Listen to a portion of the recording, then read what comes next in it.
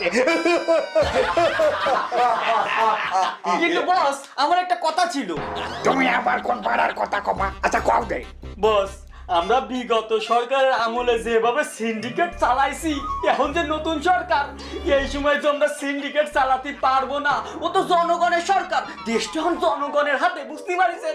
এখন যদি আমরা সিন্ডিকেট চালাই, পাশা লাল করে দেবে না।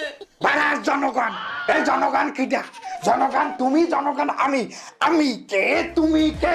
জনগণ জনগণ তাহলে আমরা যদি জনগণ হই, তাহলে আমরা কি মজুত করে রাখতে পারবো না? আমরা কি 2 টাকা মুনাফার জন্য ব্যবসা করতে পারবো না? ভাড়ার কথা কও। বস ও ভয় পাইছে, আমি আবার ভয় পাই না। আমি আপনার কথা মতো সমস্ত মাল দেরিতে ছাড়বো। তাই আমি ঠিক করেছি আমার সমস্ত খেজুর আমি 30-এ রমজানে ছাড়বো। মত পেরেশান। ভাড়ার ব্যবসায়ী, এবারে ব্যবসা চেয়েছে কি?